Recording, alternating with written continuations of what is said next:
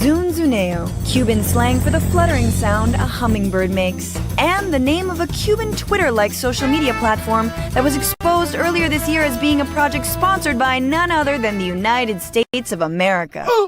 Specifically, USAID, an agency that usually runs international humanitarian projects. ZunZuneo, however, was part of USAID's so-called pro-democracy activities and was meant to encourage young Cubans to revolt. Programmers designed ZunZuneo to work around strict government internet controls by using text messages, and the 40,000 Cubans who started signing up for the service in 2010 had no idea that Uncle Sam was behind it all. They also had no idea their info was being stored for future political use we can't talk about at this time. Needless to say, Cuba was not happy with the news.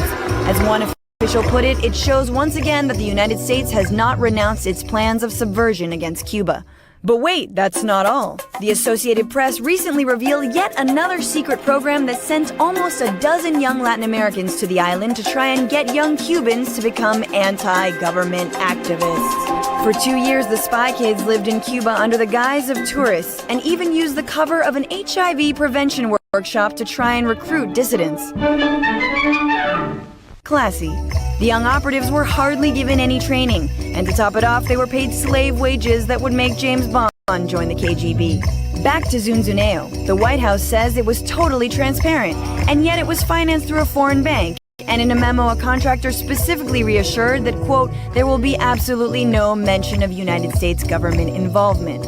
Right.